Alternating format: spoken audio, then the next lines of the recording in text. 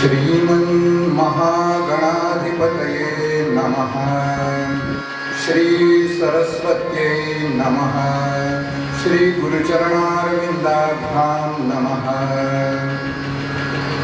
जय जय राम कृष्ण हरि। जय जय राम कृष्ण हरि। जय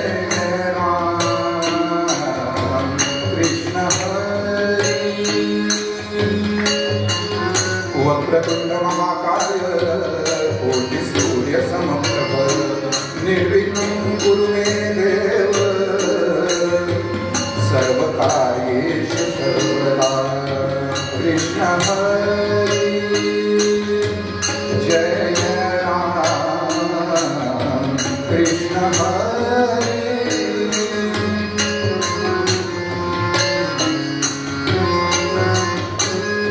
ब्रह्मानंदं परमपदं केवलं ज्ञानं बुद्धिं द्वन्द्वातीतं गगनसदृशं तत्त्वमस्यादिलक्ष्यम् एकं नित्यं विमलमचलं सर्वधी साक्षिभूतं भावातीतं त्रिगुणरहितं सद्गुरुं नमामि।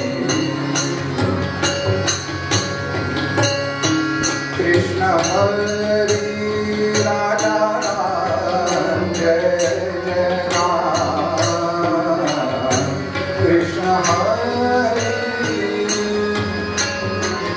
या तुषारहार भवदा या शुभ्रवस्त्रावृता या वीणावरदण्डमण्डितकरा या श्वेतपद्मासना या ब्रह्माच्युतशङ्कर प्रभृतिभिर्देवैः सदा वन्दिता सा मां पातु सरस्वती भगवती निःशेषजाड्यापहा। कृष्ण हरि। जय जय राम कृष्ण हरि। सर्वमङ्गलमाङ्गल्ये शिवे सर्वार्थसाधिके शरण्ये त्र्यम्बके गौरी नारायणि नमोस्तुते। कृष्ण हरि।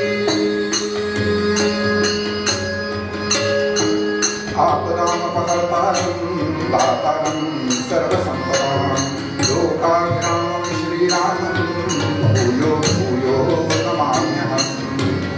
मनोजवन्मार्गतुल्यवेगं जितेन्द्रियं बुद्धिमतां वरिष्ठं वातात्मजं वानरयूथं श्रीरामदूतं शरणं प्रपद्ये। कृष्ण हरि राजा राम जय जय राम कृष्ण हरि। गोवर्धन गोपाल गोकुल संकट हारी जय जय राम कृष्ण हरि। नवनीत सम नवनीत प्रिय नवनीनोद विहारी नवनीनोद विहारी राजा राम जय जय राम कृष्ण हरि। दुर्वासोऽमृत दुःखविमोचन दुर्वासोऽमृत दुःखविमोचन दुर्जना संगमहारी दुर्जना संगमहारी राजा जय जय राम कृष्ण हरि। शरणागत दीना चरणी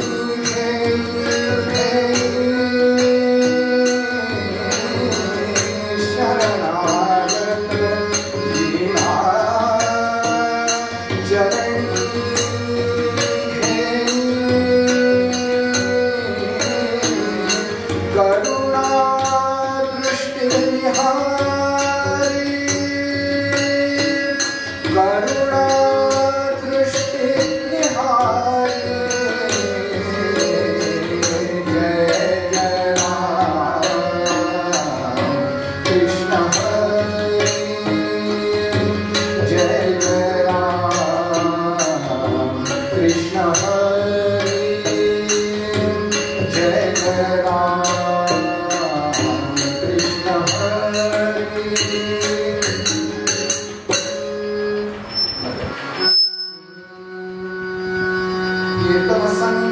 रंगात देहवा गोरे कीर्तन संगे रंगात देहवा गोरे राजा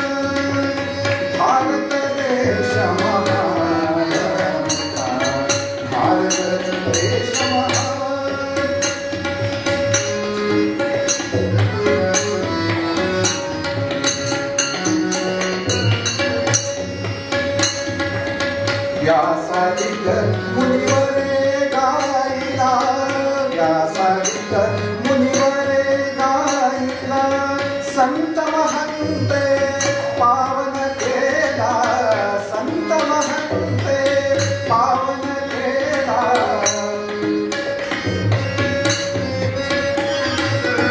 प्रताप शिवबाने गाजविला प्रताप शिवबाने गाजविला अखंड स्फूर्ती निधान भारत देश महान भारत देश महान भारत देश महान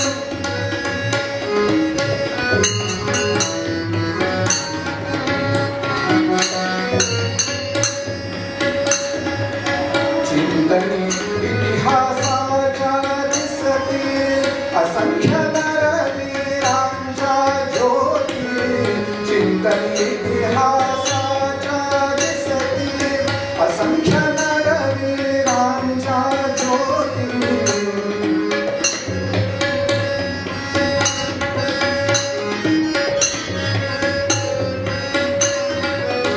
गाता स्वतंत्रतेची कीर्ती गाता स्वतंत्रतेची कीर्ती घडवू राष्ट्र महान घडवू राष्ट्र महान भारत देश महान भारत देश महान भारत देश महान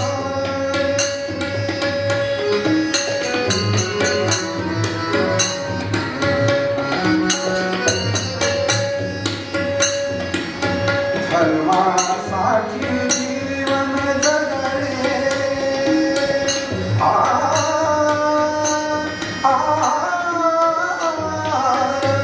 धर्मासाठी जीवन जगणे समष्टीमध्ये विलीन होणे समष्टीमध्ये विलीन होणे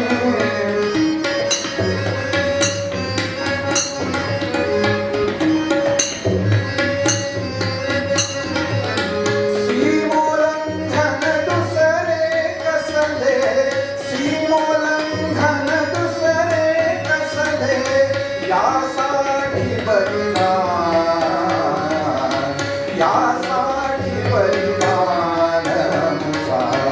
भारत देश महान भारत देश महान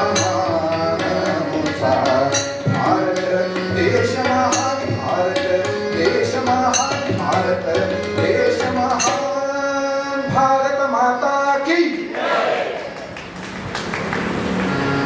प्रत्येक जेव्हा मोठमोठे उत्सव असतात ना त्याच्यामध्ये म्हणजे जसं की अगदी भारतीय टीम जरी क्रिकेट खेळायला गेली तरी एखादा राखीव गडी असावाच लागतो आणि तसा आज राखीव गडी म्हणून पुन्हा मी तुमच्या समोर उभा राहिलेलो आहे याचं कारण एवढंच आहे की भारत देश महान आहे मातीमधून जिच्या जन्मल्या नररत्नांच्या खाणी त्यामुळे भारत देशामध्ये असं सहज घडू शकतं मुद्दाम गोळवलकर गुरुजींची आठवण सांगतो गोळवलकर गुरुजींना एकदा एक व्यक्ती म्हणाल्या गुरुजी खूप आजारी होते आणि त्यांनी तसं स्वतःच्या शरीराकडे दुर्लक्ष केलेलं होतं आणि स्वतःच्या शरीराकडे तेवढं विशेष लक्ष ते देत नसत ध्येयापुढे किंवा जे कार्य चालू आहे त्याच्यापुढे स्वतःच्या शरीराचे गोडवे गात राहणं हे महापुरुषांना कधीच जमत नाही तर त्या व्यक्तीने गुरुजींची स्तुती केल्यासारखं आणि त्यांना सांगितलं गुरुजी असं कसं चालेल तुम्ही तुमच्या शरीराकडे विशेष लक्ष दिलं पाहिजे तुम्ही शरीराकडे तुमच्या लक्ष दिलं नाही आणि उद्या काही घडलं तर या कार्याची केवढी हानी होणार आहे भारत देशाचं काय होईल आणि हे ऐकलं मात्र खरं म्हणजे माझ्यासारख्याला म्हटलं असतं त्यांना मला 6 फूट आहे ते 7 फूट उंच आहे असं वाटलं असतं पण गुरुजी त्याच्यावर संतापले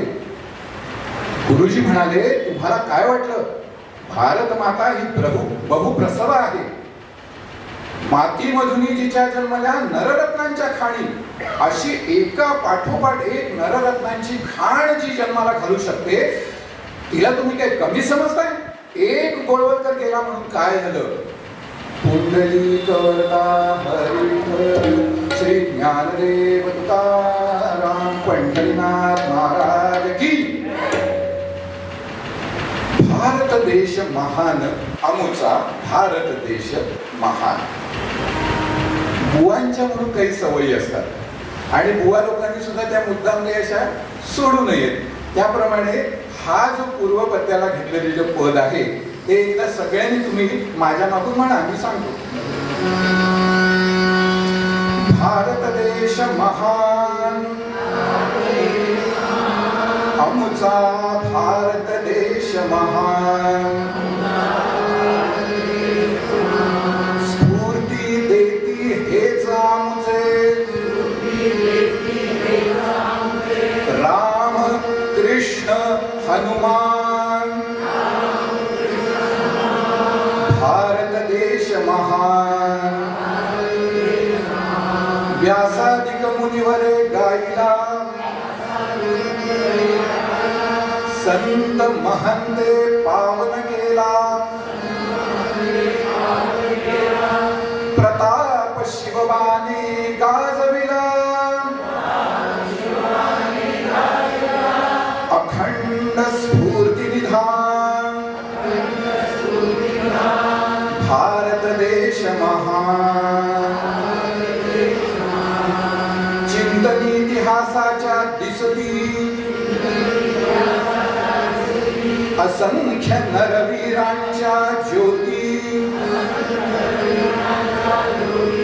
गाता स्वतंत्रतेची कीर्ती,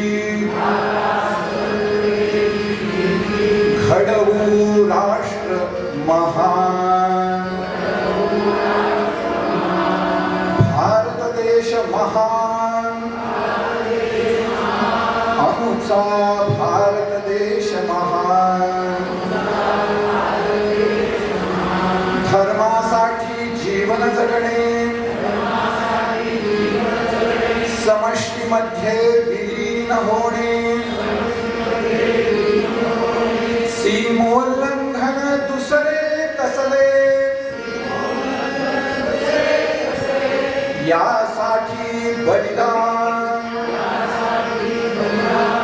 अमुचा भारत देश महान. भारत देश महान, अमुचा भारत देश महान. भारत माता की.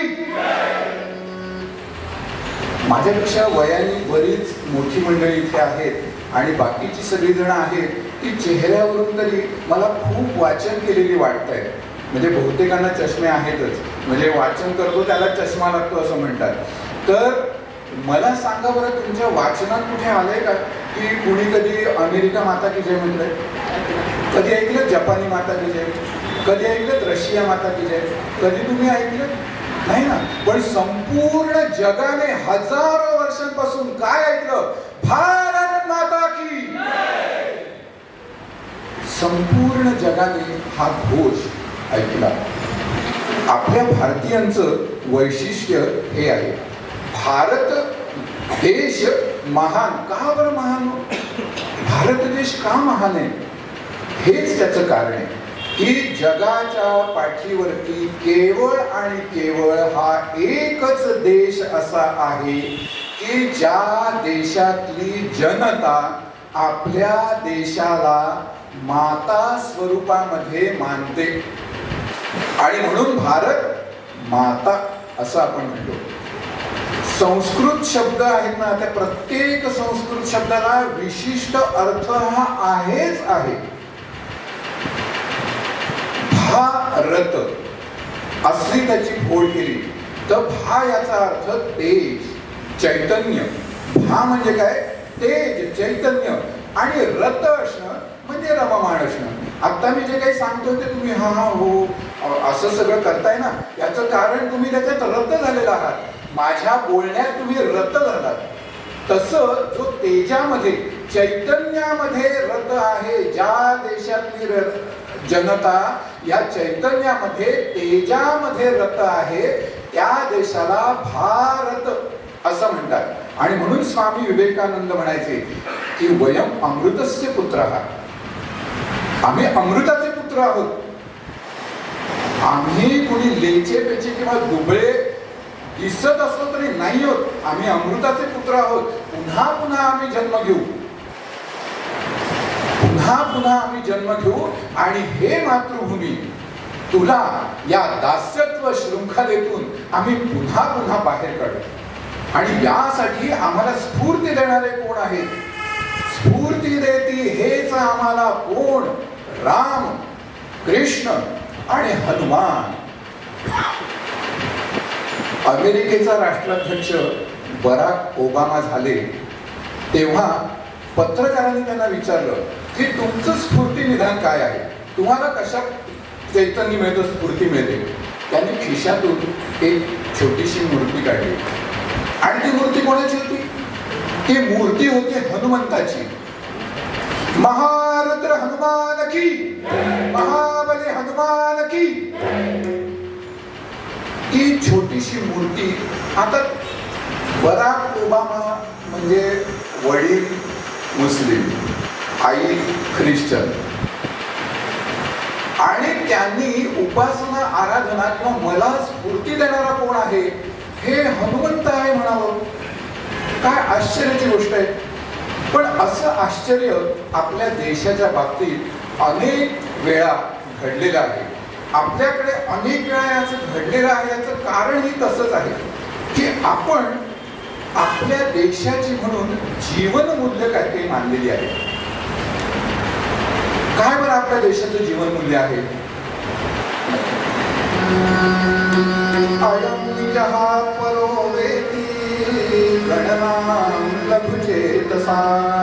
उदार चरितानांतु.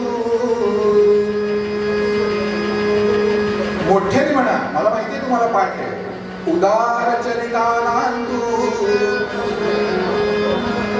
वसुधैव कुटुंबकम. हे आपल्या जीवन मूल्यातलं पहिलं मूल्य आहे. आणि याचसाठी इस्रायल नावाचं राज्य 1948 मध्ये स्वतंत्र झालं. आणि स्वतंत्र झाल्यानंतर त्यांनी सगळ्यात पहिल्यांदा म्हटलं काय? सगळ्यात पहिल्यांदा त्यांनी आभार कुणाचे मानले? तर त्यांनी आभार मानले आपल्या भारत देशाचे. भारत देशाचे का बरं आभार मानले त्यांनी? त्याचे कारण सांगताना त्यांनी असं सांगितलं की हजारो वर्षांच्या परंपरेमध्ये आमच्या देशातून, आमच्या भूमीवरून आम्हाला हाकललं गेलं आणि जगण्यासाठी आम्ही पृथ्वीवर रानोमाळ भटकत हिंडलो. ज्या ज्या देशामध्ये आम्ही गेलो त्या त्या देशातल्या लोकांनी आमचं शोषणच केलं. आमच्या माता भगिनींकडे त्यांची दृष्टी बघण्याची नीट नव्हती. नजर अत्यंत वाईट होती. आम्हाला अत्यंत क्लेश सहन करावे लागले. आम्ही गुलामीचं जगणं जगलो. आम्ही जगण्यासाठी जरी आमच्या देशातून आम्ही जरी परागंदा झालेलो असलो तरी सुद्धा आम्ही रानोमाळ भटकत राहिलो. आणि म्हणून इस्रायली लोकांच्या, ज्यू लोकांच्या अजूनही एक पद्धत आहे. म्हणजे आपण कसं आलो मी जरा असं सांगून पटकन जातो की नाही, तर परत आल्यानंतर आपण काही, पण त्यावेळेस सुद्धा जाताना ही लोक काय म्हणतात की पुढची भेट आपली आपल्या देशामध्ये होईल.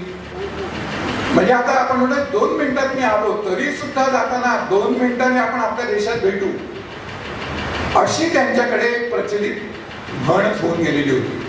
आणि हा मंत्र म्हणा किंवा हा वाक्प्रचार म्हणा किंवा हे शब्द म्हणा, त्यांनी जवळजवळ 2000 वर्ष मंत्रासारखी याची साधना केली आणि 1948 साली तो देश स्वतंत्र झाला.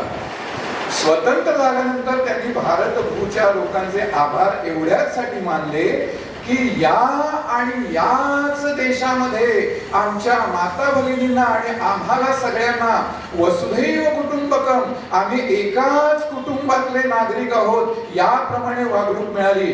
बंधुभाव म्हणून जो काही म्हटलं जातं, मानवता म्हणून जी काही म्हटली जाते, ही मानवता आम्हाला याच भारतामध्ये अनुभवायला मिळाली. आपल्याकडे बेने इस्रायली म्हणतात ना, अलिबाग भागामध्ये त्यांचं प्रमाण जास्त होतं. उदयजी तिकडेच राहतात. पुंडलिक वरदा हरी विठ्ठल. आजही तिथे गेल्यानंतर मराठी भाषा उत्तम रीतीने बोलली जाते. मराठी भाषा बोलणारे तिथले एका प्रांताचे गव्हर्नर सुद्धा होते. सांगायचा मुद्दा काय, वसुधैव कुटुंबकम हे फक्त आमचे नुसते उच्चारण्याचे शब्द नव्हते. आता युद्ध चालू आहे रशिया आणि युक्रेन मध्ये. युक्रेनच्या बाजूलाच एक देश आहे. कुठचा देश? पोलंड. त्या पोलंड मधल्या वॉर्सा या शहरातले 90-92 वर्षाचे सगळे वयस्क मंडळी एकत्र आली.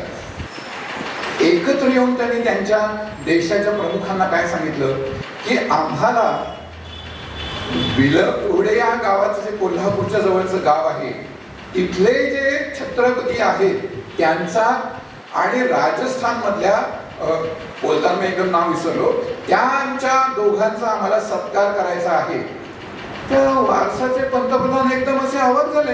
अरे आपला देश पोलंड, तो तिकडे भारत, काही आता वाटाघाटी चाललंय, देणं घेणं चाललंय, बा त्यांनी युद्ध थांबवा म्हणून आपल्याला सांगितलंय किंवा आपण त्यांच्याकडे काही व्यापार करार, काही झाले नाही आणि ही लोक एकदम असं का म्हणताय.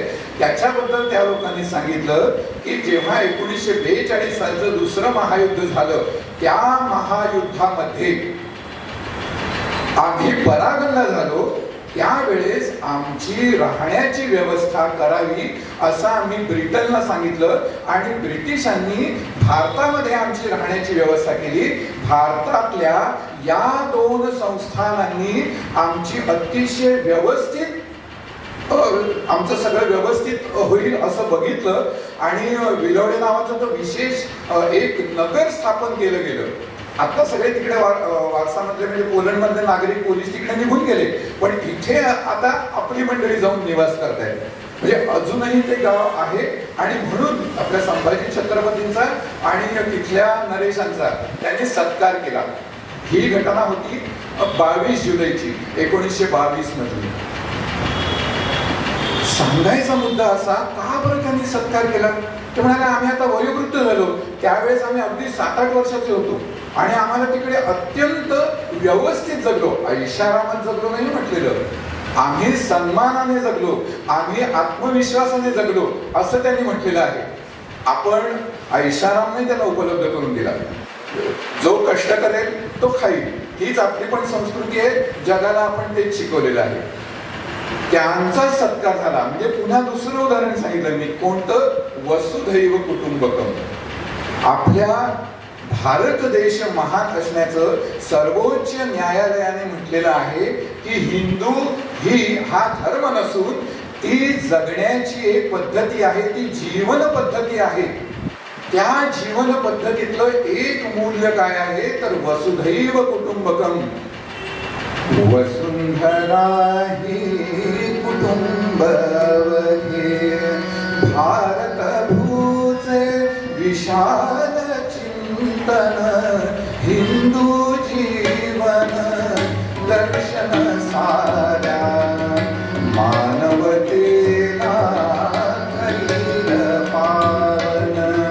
वसुंधरा ही कुटुंबवही भारत भूचे विशाल चिंतन हिंदू जीवन दर्शन साऱ्या मानवतेला करील पान.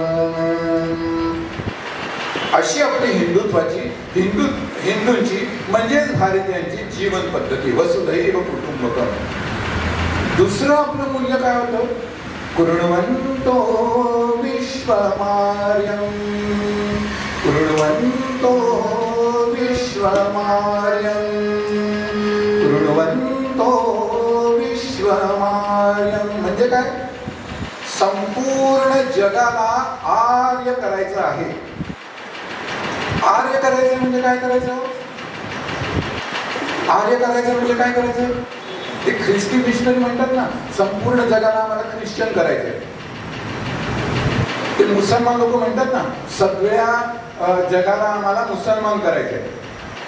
मग आपलं कृणवंत विश्वमार्यम संपूर्ण जगाला आर्य करायचंय म्हणजे नेमकं काय करायचंय? सगळ्या जगाला हिंदू करायचंय असं म्हटलंय ना? नाही, सगळ्या जगाला आर्य म्हटलेलं आहे. मग संस्कृत मध्ये आर्य या शब्दाचा अर्थ काय होतो? स्वातंत्र्यवीर सावरकरांच्या भाषेमध्ये सांगायचं झालं तर जे जे उत्तम उदात्त उन्नत महन मधुर ते म्हणजे आर्य. जे जे उत्तम उदात्त उन्नत महन मधुर ते म्हणजे आर्य. आर्य या शब्दाची अशी व्याख्या आपल्याकडे ऋषीमुनींनी केलेली आहे.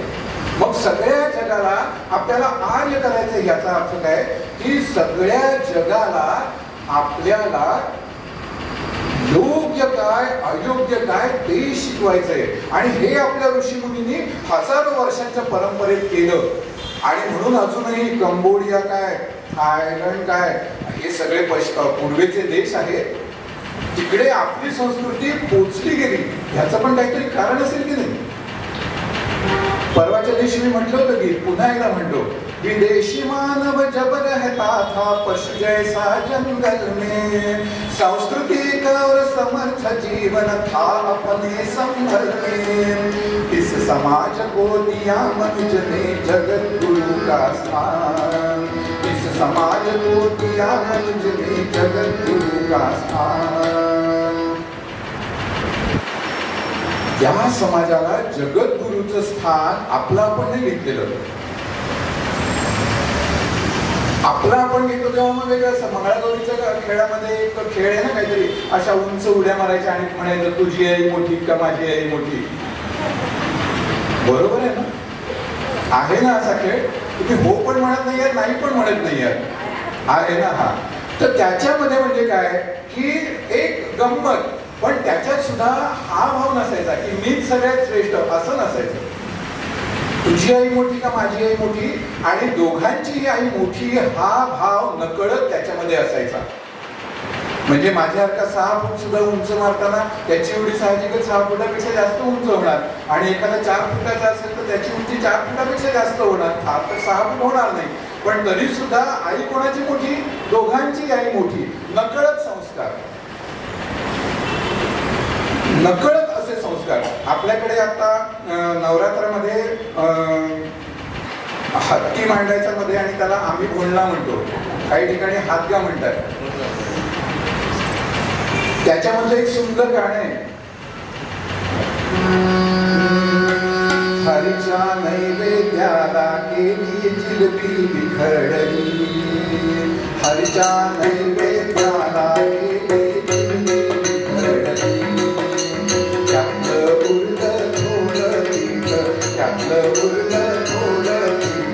त्याच्या केल्या पुऱ्या, त्यातलं उरलं थोडं पीठ, त्याच केलं थाली पीठ, नेऊनी वाढलं पानात जिलबी बिघडली, हरीच्या नैवेद्याला केली जिलबी बिघडली, त्यातलं उरलं थोडं तूप, त्याच्या केल्या पुऱ्या तूप, नेऊनी वाढल्या पानात जिलबी बिघडली, नेऊनी वाढल्या पानात जिलबी बिघडली. नकळत स्वदेशीचा म्हणजेच काहीही फुकट घालवायचं नाही, हा संस्कार त्यातून गृहिणींना मिळत असतो. आणि मग रात्रीचा शिळा भात उरला तर सकाळी त्याचा फोडणीचा भात असतो, त्याची चव सुद्धा तितकीच छान असते. आमचे काटकसरीचे प्रयोग म्हणून चिली जोशांनी चिमणराव गुंड्याभाऊ सिरियल लागायची ना, त्याच्यामध्ये एक छोटासा तो होता की तिने काटकसरीचे प्रयोग करायचे ठरवले, आणि ते काटकसरीचे प्रयोग करताना दुसऱ्या दिवशी पुढ्यात साखर भात, तर तो ओरडला, म्हणजे साखर भात कसं काय? साखर भात आपण काटकसच करायचं ठरवलं ना. ती म्हणाली जास्त आवाज चढवू नका, तुम्ही 2 मित्रांना काल रात्री बोलावलं तर ते दोघही जण आले नाहीत, मग त्या भाताचं करायचं काय टाकून द्यायला हवं होता का? नाही एवढा म्हणूनच साखरवा केलाय पुंडलिक वरदारी. म्हणजे काहीही फुकट दौडायचं नाही. हा सुद्धा एक तऱ्हेचा आपल्या भारतीयांवरती असलेला संस्कार आहे. मग शास्त्रज्ञांनी याचा कसा उपयोग केला हो? इथे बोईसरच्या जवळ तारापूरला अणुभट्ट्या आहेत. माहितीये तारापूर अणुभट्टी? त्या तारापूरच्या अणुभट्ट्या बिघडलं त्याचं काहीतरी तंत्र आणि त्या दुरुस्त करायच्या. तर रशियातून तिकडून सगळ्यांना मागवलं आणि रशियाने तिकडून काय सांगितलं, काय खराब झाल्या फेकून द्या. एवढाले कोटी रुपये खर्च केलेल्या जरासं कुठे दुरुस्त झालं म्हणून फेकून द्या. मग त्यातल्याच एखाद्या लक्षात आलं की असं करणं बरोबर नाही आणि त्यामुळे आपण करून तर बघू. आणि मग त्यांनी त्यावेळच्या आपल्या प्रधानमंत्र्यांना सांगितलं की जे स्वतः राष्ट्रपतींना सांगितलं ते स्वतः शास्त्रज्ञच होते, डॉक्टर अब्दुल कलाम. त्यांनी हो म्हणून होकार दिला आणि आपल्या शास्त्रज्ञांनी त्या नादुरुस्त झालेल्या अणुभट्ट्या पुन्हा जोमाने कमीत कमी खर्चात दुरुस्त केल्या. छोट्या छोट्या गोष्टीतून आपल्याला ही जीवनमूल्य शिकवलेली आहेत. रामदास स्वामींनी दासबोधात सुद्धा सांगितलेलं आहे, आपण यथेच जेवणे उरले अन्न ते वाटणे परंतु वाया दवडणे हा धर्म नव्हे. समर्थ रामदास स्वामी महाराज की. वस्तू फुकट घालवायची नाही. आणि आजकालची आपली संस्कृती काय आहे, पेन वापरलं फेकून दिलं, मोबाईल दुरुस्त झाला टाकून दिला, नवीन घेतला. आता काय होता 2G होता, मग आता काय 4G, मग काय 5G आणि आता अजून काय माहिती. एक एक वस्तू आज टीव्ही दुरुस्त करणाऱ्यांची दुकानं त्यांनी बंदच करून टाकली, कारण दुरुस्तीला कोणी टीव्ही आणतच नाही. मग काय करतात की 500 रुपये द्या, पहिला टीव्ही आम्ही घेऊन जातो आणि नवीन तुम्हाला 2 लाखाचा देतो. पुंडलिक वरदारी. यामुळे देशाचं नुकसान होतंय. आपल्याला वैयक्तिक कारणास्तव असं वाटतं की हा माझे पैसे आहेत, कशाला बोलतोय, माझे पैसे आहेत मी खर्च करीत नाही तर ठेवून देईल. म्हणून आपल्याला ह्या सगळ्या ही जीवनमूल्य छोट्या छोट्या गोष्टीतून सांगितलेली आहे.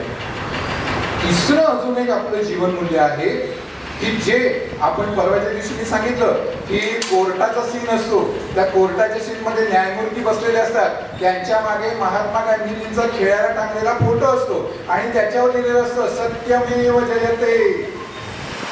सत्यमेव जयते अमुचे ब्रीद वाक्य आहे, सत्य शिवम सुंदरतेचा मंत्रघोष आहे. असं गाणं सुद्धा आपण ऐकतो, सत्यमेव जयते. इसी सत्य के, याच सत्यासाठी प्रभू रामचंद्रांनी वनवास पत्करला. असं म्हणतात की युधिष्ठिराचा रथ हा 2 बोट असा अधांतरी जमिनीवरून धावायचा, पण ज्या क्षणी तो म्हणाला अश्वत्थामा मेला, हत्ती का माणूस हे माहित नाही. म्हणजे सत्यम ब्रूयात प्रियम ब्रूयात न ब्रूयात सत्यम प्रियम प्रियंच नानृतम ब्रूयात एषः नीती सनातनः. असं खरं तर सांगायचं पण खोटं पण बोलायचं नाही, अशा तऱ्हेने तो म्हटल्यामुळे म्हणजे खोटंच बोलल्यामुळे तो रथ पुन्हा जमिनीवर आला. कॉलेज मधल्या तरुणांना जाता येता रेल्वेमध्ये किंवा रस्त्याने जाताना सुद्धा बऱ्याच वेळा लक्षात आलं त्यांच्या तोंडामध्येच ते शब्द इतके बसलेले आहेत. त्यांना मी मुद्दाम थांबून सांगतो की अरे आपल्या ऋषीमुनींनी असं सिद्ध केलेलं आहे की आपल्या मुखातून जे चांगले शब्द बाहेर पडत असतात त्याच्यामुळे आपल्या स्वतःचं व्यक्तिमत्व घडत असतं. व्यक्तिमत्व म्हणजे काय तर विचार करण्याची पद्धत. विचार करण्याच्या पद्धतीवरून समोरची व्यक्ती आपल्याला जोखत असते. नाही तर दिसताना काय रूप आहे, काय ध्यान आहे माहितीये, हसताना सुद्धा माझे दात इतके विचित्र दिसतात मला माहितीये, पण तरी सुद्धा तुम्ही माझं बोलणं का ऐकता? कारण तो जो विचार आहे, तो विचार मी जर चुकीचा सांगायला लागलो तर थोड्या वेळाने माझ्या गळ्यात कोणता हार येईल सांगता येते. पुंडलिक ही सगळी आपली जीवनाची मूल्य आहेत. ही जीवन मूल्य आपण सगळ्यांनी सांभाळली पाहिजे आणि त्याप्रमाणेच आपण कार्य करत राहिलं पाहिजे. शरीर माध्यम खलु धर्म साधनम असं आपल्याकडे सांगितलेलं आहे. सगळ्यांनी शरीर आपलं ठणठणीत ठेवलं पाहिजे. आजकाल काय झालंय, कशाने गेला? डायबिटीसने गेला, हार्टने गेला, लिव्हर खराब होतं, अजून किडनी फेल झालेली होती, अजून काय. पण आपल्याकडे कसं होतं, अजूनही तुम्ही खेडोपाडी गेलात तर अजूनही खेडोपाडची लोक असं म्हणतात की जीव जाण्याचं निमित्त झालं. एखादी व्यक्ती गेली त्याचं कारण काय? जीव गेला म्हणून गेली. आपल्या सगळ्यांचं तसंच व्हायला पाहिजे. जीव गेला म्हणूनच व्हायला पाहिजे. डायबिटीसने गेला, हार्टने गेला, लिव्हरने गेला, किडनी फेल, हे असलं काही नाही. त्याच्यासाठी सगळ्यांनी काय केलं पाहिजे? रोजच्या रोज व्यायाम केला पाहिजे. आणि हा व्यायामाचा संदेश आपल्या पंतप्रधानांनी संपूर्ण जगाला दिला. आणि म्हणून 21 जून हा दिवस जागतिक योग दिन म्हणून आपण सगळेजण साजरा करायला लागलो. ही आपल्या सगळ्या भारतीयांची वैशिष्ट्य आहे. गुरुपौर्णिमा, गुरु शिष्य परंपरा ही सुद्धा आपल्या भारतीयांचं वैशिष्ट्य आहे. गुरु पैया लागू नाम लिखाई दीजो, गुरु पैया लागू नाम लिखाई दीजो, पैया लागू नाम लिखाई दीजो, गुरु पैया लागू नाम लिखाई दीजो, गुरु पैया लागू नाम लिखाई दीजो.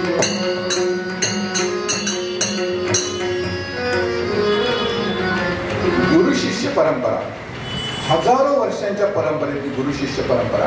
गुरु शिष्य परंपरेत कित्येक लोकांना त्याच्यामुळे फायदाच झालेला आहे. कुणाचंही गुरु शिष्य परंपरेने नुकसान झालेले नाहीये. पण मॅकॉले प्रणित शिक्षण पद्धती आपण अंगीकारल्यामुळे आजकाल गुरुकुल पद्धत काय आहे हे कुणालाच माहित नाही. मग ती गुरुकुल पद्धत उरली आहे कुठे? ती तबलजीमध्ये उरली आहे, हार्मोनियम वादकात पेटीवाल्यांच्यात उरलेली आहे, कीर्तनकारांच्यात उरलेली आहे, गायकांच्यात उरलेली आहे, वादकांच्यात उरलेली आहे. बाकी सगळ्या ठिकाणची गुरु शिष्य परंपरा जवळजवळ लोप पावलेली आहे. ती लोप पावता कामा नये हे बघणं आपल्या सगळ्यांचंच कर्तव्य आहे. आणि हे बघत असताना आपण सगळ्यांनी लक्षात ठेवलं पाहिजे, जेव्हा आम्हाला स्फूर्तीस्थान कोण आहे? छत्रपती शिवाजी महाराज आहे. व्हिएतनाम अमेरिकेबरोबर जवळजवळ 21 वर्ष लढलं आणि 21 वर्ष लढल्यानंतर व्हिएतनामच्या राष्ट्राध्यक्षांना विचारलं की एवढा दम, एवढा संयम तुम्ही कसा काय दाखवू शकलात? अमेरिका म्हणजे केवढी बलाढ्य आणि तुम्ही एवढूसे. परवाच्या दिवशी मी गोष्ट सांगितली ना, सेबरजेट विमानं आणि नॅटो, त्याप्रमाणेच हे सगळं होतं. एवढी अवाढव्य अमेरिका, साधन संपत्ती अफाट, पैसा अफाट, आणि यांच्याकडे काय होतं? काहीच नव्हतं. तरी सुद्धा ते ठामपणे उभे राहिले आणि म्हणाले याचं कारण असं आहे की मी एका महान योद्ध्याचं चरित्र अभ्यासलं होतं. आणि जेव्हा त्यांना विचारलं व्हिएतनामच्या राष्ट्राध्यक्षांना की ते महान चरित्र नायक कोण आहेत, आणि तेव्हा त्यांनी एक मुखाने वाक्य उच्चारलं, छत्रपती शिवाजी महाराज की. व्हिएतनामच्या तेव्हाच्या परराष्ट्र मंत्री आपल्याकडे आलेल्या होत्या. परराष्ट्र मंत्र्यांनी कुठे उतरायचं, काय उतरायचं, त्यांना काय दाखवायचं, काय नाही, हे सगळं ठरलेलं असतं. ते ठरलेलं असतं त्याप्रमाणे त्यांना दाखवलं. ताजमहाल दाखवला, अजून काय हे दाखव, ते दाखव, राजभवन दाखव, सगळं दाखवलं. त्या म्हणाल्या की ते नाही, मला छत्रपती शिवाजी महाराजांची राजधानी बघायची. आणि मग दिल्लीतली सगळी मंडळी इकडून तिकडे हल्ली, कुठचं राजधानी काय, कोणती राजधानी? मग कुणीतरी महाराष्ट्रातून कळवलं रायगड ही शिवाजी महाराजांची राजधानी आहे. आणि मग त्यांना घेऊन मंडळी रायगडावरती आली रायगडावरती आल्यानंतर महाराजांना अभिवादन केल्यानंतर त्या महिलेने, व्हिएतनामच्या त्या परराष्ट्र मंत्री महिलेने तिकडची माती उचलली आणि आपल्या पर्समध्ये भरली. सगळे आश्चर्याने थक्क झाले. म्हणे माती आहे ती, माती काय टाकताय? म्हणे माती आहे ती, तुमच्या दृष्टीने माती असेल, माझ्या दृष्टीने इतकी पवित्र आहे की ही माती मी आमच्या इकडच्या मातीमध्ये मिसळणार आहे. माती अशी माती तर मिळशी असं नुसतं त्याचा अर्थ नाहीये. या मातीतून जशा नररत्नांच्या खाणी निर्माण झाल्या, छत्रपती शिवाजी महाराजांसारखी रत्न उत्पन्न झाली, तशीच आमच्या भूमीमध्ये निर्माण व्हावी म्हणून मी इथली माती उचलते. प्रत्येक शब्दाला, आपण उच्चारत असलेल्या प्रत्येक शब्दाला अर्थ आहे. त्याचा योग्य उपयोग केला तर जीवन सार्थ आहे, नाहीतर सगळा अनर्थ आहे. आणि म्हणून यासाठी आपण सगळ्यांनी आपल्या भारत मातेचं स्तवन करूया.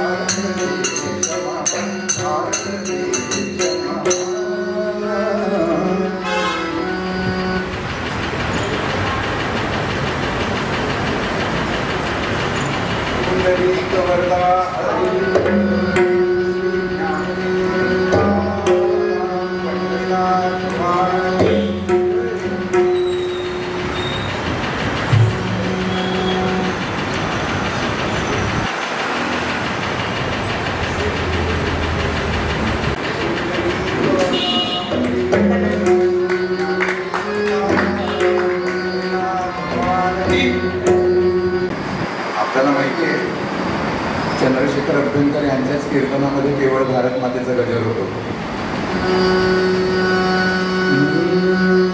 भारत माता, भारत माता, भारत माता, भारत माता, जगत जननी हे भारत माता, भारत माता, भारत माता, विश्वजननी है भारत माता, भारत माता,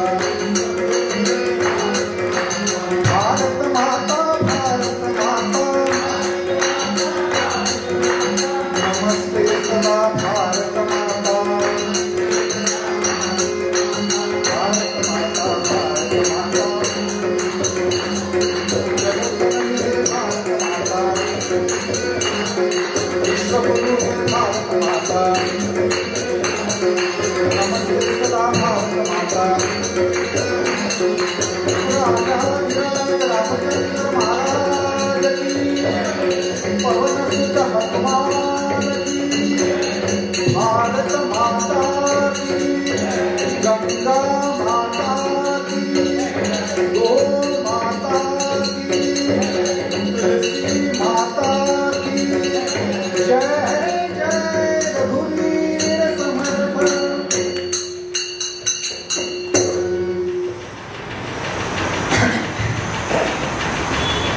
वर्ध्याजवळील आरवी गावामध्ये जानकी आई बापूराव वडील घरात, दैवयोगे अपत्य होती मृत, एक जन्मले ठणठणीत,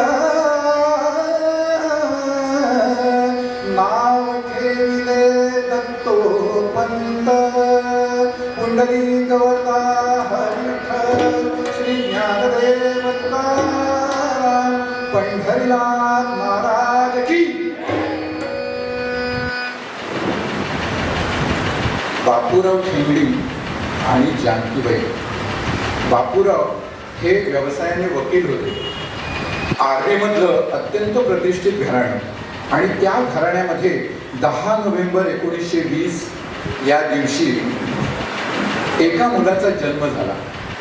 मुलाचा जन्म झाल्यानंतर साहजिकच आहे सगळ्यांना आनंद हा वाटणारच होता, पण त्या घराची अशी स्थिती होती की या मुलाच्या जन्माच्या आधीची अपत्य ही सगळी जन्माला आल्याबरोबर मृत होत असत। आणि मग याच्यासाठी आईने दत्ताला म्हणजे भगवान दत्तात्रयांची पूजा अर्चना केलेली होती आणि त्यामुळे त्यांना हे अपत्य प्राप्ती झालेली होती आणि बाळ जन्माला आलं ते इतकं ठणठणीत जन्माला आलं आणि त्यामुळे सगळ्यांना अतिशय आनंद झालेला होता।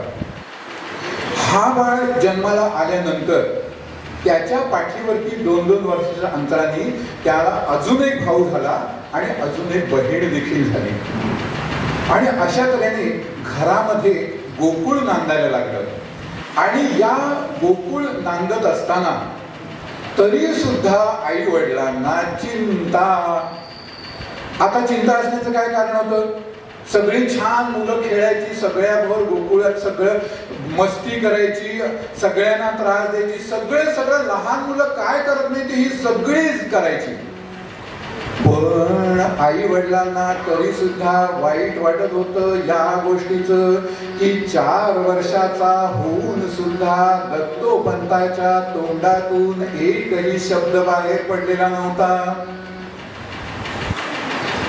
म्हणजे त्यांना प्रश्न पडला की मुलगा कानान बहिरा मुका परी नाही, कानान बहिरा मुका परी नाही, शिकविता भाषा बोले कसा पाही, शिकविता भाषा बोले कसा पाही, कानान बहिरा मुका परी नाही, कानान बहिरा मुका परी नाही। बुवा भलतच काहीतरी काय सांगतात, ते बहिरे पण नव्हते आणि मुके पण नव्हते, पण सगळ्या जनतेची सेवा करण्याचा भाव मात्र या मुलात लहानपणापासून होता। आणि म्हणून मला हे दूरदर्शनवर फार पूर्वी लागायचं या गाण्याची आठवण झाली की मूक आणि बधीर यांच्यामधली जी मुक असतात ना ती खरी म्हणजे बहिरी असतात, मुकी नसतात, पण कानावरती शब्दच पडलेले नसतात आणि म्हणून त्यांना काही उच्चारण करता येत नसतं आणि म्हणून शिकविता भाषा बोले कसा पाही। आई वडिलांनी सगळ्या तऱ्हेचे प्रयत्न करून बघितले। आपण सुद्धा मुलांना खेळताना अरे बाबा म्हण बाबा, आई म्हण आई, ए काका काका काका, असं सगळं करून झालं, पण का माहित नाही, पण मुलगा काही बोलायचा नाही। आणि त्याच्या पाठीवरची भावंड होती ती बापूरावांना बापू म्हणून म्हणायची, आईला आई म्हणून म्हणायची. त्याच्यापेक्षा लहान असल्यामुळे साहजिकच ती बोबडी होती. ते बोबडे उच्चार ऐकता ऐकता या दोघांना अजूनही वाईट वाटायचं की हा काही बोलत नाही. आणि मग त्यांनी गाणगापूरला जायचं ठरवलं आणि गाणगापूरला तिथे गेले. दत्तांना साकडं घातलं की मुलगा बोलत नाहीये, काय करावं. आणि मग ते दत्तांना घातलेलं साकडं तिथून सगळी मंडळी रेल्वेने पुन्हा आर्वीकडे चाललेली होती. आणि जळगावच्या स्टेशनवरती काहीतरी घटना अशी घडली आणि दत्तोपंतांनी वडिलांना हाक मारली, बापू. आणि तिथून जो सगळीकडे आनंदी आनंद सुरू झाला आणि मग सगळं काही व्यवस्थित होतं, सुरळीत होतं. सगळ्या घरामध्ये गोकुळ नांदतच होतं. पण पुन्हा एकदा आनंदाने बापूराव होते ते तसे कर्मठ होते आणि तसे थोडे रागीट पण होते. लहानपणापासून मुलावरती राष्ट्रीय स्वयंसेवक संघाचे संस्कार तसे होतच होते. आणि आपल्याकडे शाखेमध्ये आपण सगळेजण काय शिकलो की प्रेमाचा व्यवहार, एकमेकांशी आपुलकीचा व्यवहार. त्याप्रमाणे मुलगा आर्वी गावामध्ये, दत्तोपंत आर्वी गावामध्ये मॅट्रिकचं शिक्षण झालं. आणि मग पुढचं शिक्षण घेण्यासाठी तिकडच्या धुरीणाने साहजिकच ठरवलं की याला आपण नागपूरला पाठवूया. आणि नागपूरच्या मॉरिस कॉलेजमध्ये त्यांनी ऍडमिशन घेतली. साहजिकच आहे, आर्वी कुठे, नागपूर कुठे, राहायची व्यवस्था करणार कुठे. मग जसं आपल्याकडे आसाम, मेघालयातली मुलं जशी येऊन राहतात, डोंबिवलीला त्यांच्यासाठी आपण आश्रम पण बनवलाय, इकडे सुद्धा काही ठिकाणी आश्रम बनवलेला आहे. त्याप्रमाणे पूर्वीच्या काळी असं नव्हतं. तेवढा संघ म्हणून आपण तेवढे मजबूत झालेलो नव्हतो. मग सगळ्यात महत्वाची गोष्ट काय, घराला घरपण असावं, तसं या आलेल्याला सुद्धा घरपण असावं. यासाठी ठरलं असं योजनेनुसार, मुद्दाम मी योजनेनुसार शब्द वापरतोय, आपण सगळेजण संघामध्ये जाणारे आहोत. त्यामुळे योजनेनुसार असं ठरलं की दत्तोपंतांची व्यवस्था ही गोळवलकर गुरुजींच्या घरी करायची. आणि गोळवलकर गुरुजींच्या घरी त्यांच्या आईची त्याच्यावरती माया जडली आणि स्वतःच्या मुलासारखीच ती त्यांना वाढवत होती. आणि नकळत जे काही संस्कार माधवावरती केले गेलेले होते ते संस्कार नकळत दत्तोपंतांना सुद्धा मिळत गेले. मी स्वतःला असा भाग्यवान समजतो अशासाठी की माझे सासरे आहेत ते गोळवलकर गुरुजींच्या आईच्या हातचं जेवून आलेले होते. कारण ते तिथेच प्रचारक म्हणून काही काळ होते. पुंडलिक वरदा हरी विठ्ठल श्री ज्ञानदेव तुकाराम पंढरीनाथ महाराज की. गोळवलकर गुरुजींच्या आईने मातृवत स्वतःचा मुलगा असल्यासारखंच त्यांचं पालन पोषण केलेलं होतं. मुलगा साहजिकच मगाशी सांगितलं की मी बोलायला लागलेला होता आणि बोलका होता म्हणजे नुसताच बोलका नव्हता. लहानपणापासून संघटन करण्याचं चातुर्य जे काही असतं ते त्याच्याकडे होतं.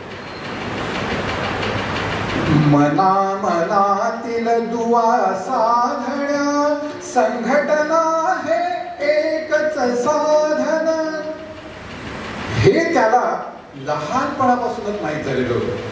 आणि लहानपणीच त्याने वानर सेना काय, अजून काही दुसरी अशा 2-3 संघटना त्याने स्थापन केलेल्या होत्या लहान असतानाच.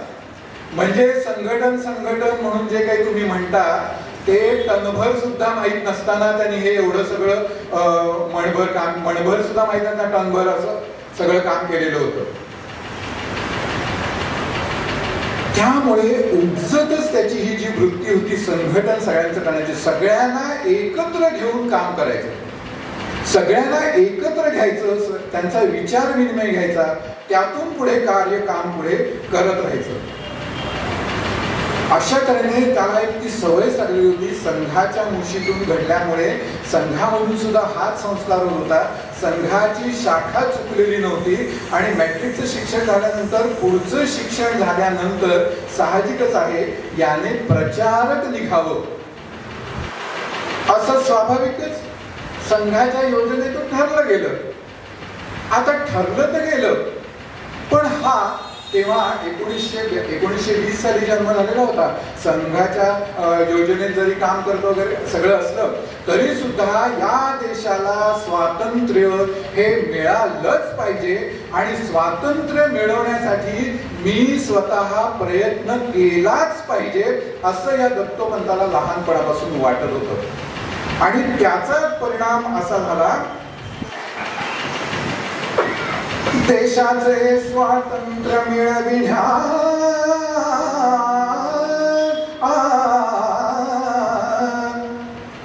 निरनिराळे तिथे जे लढे होत असत त्या लढ्यांमध्ये हा भाग घेईल.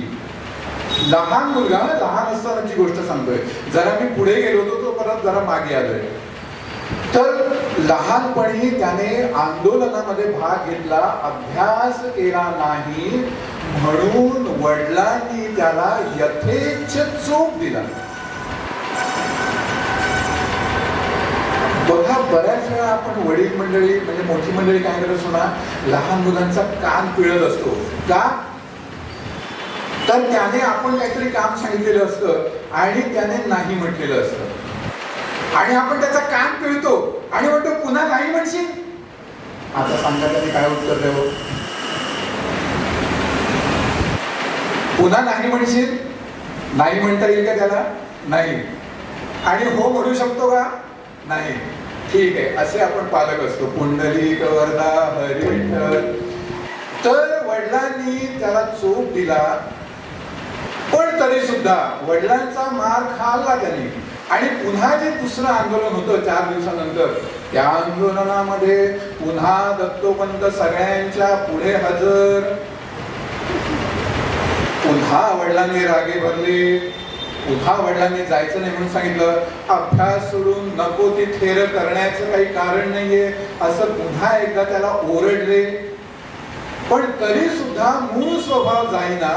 त्याप्रमाणे दत्तोपंत लढण्यासाठी, आंदोलन करण्यासाठी, लढा करण्यासाठी पुन्हा पुढे. देशाचे स्वातंत्र्य मिळविण्या, वडिलांना त्याने ठणकावून सांगितलं, देशाचे स्वातंत्र्य मिळविण्या,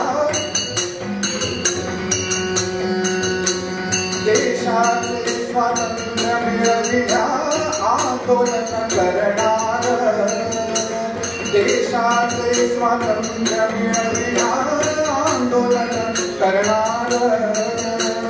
आमराही तो दत्तोपंत याच निर्णयावर, याच निर्णयावर साधूजी राजाला सहोजी.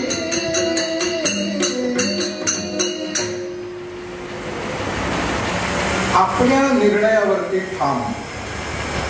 तुम्ही मला मारलं हरकत नाही, या देशाला स्वातंत्र्य हे मिळालंच पाहिजे, मी स्वातंत्र्याला भाग घेणार म्हणजे घेणार.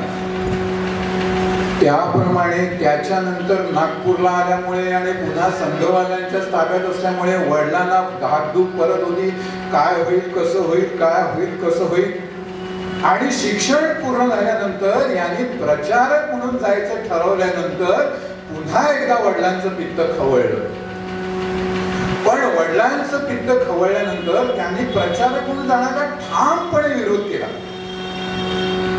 आणि मग कृष्णराव नावाचे तेव्हा जे होते संघाचे काम करणारे, त्यांना वडिलांकडे वडिलांची परवानगी काढण्यासाठी म्हणून पाठवण्यात आलं.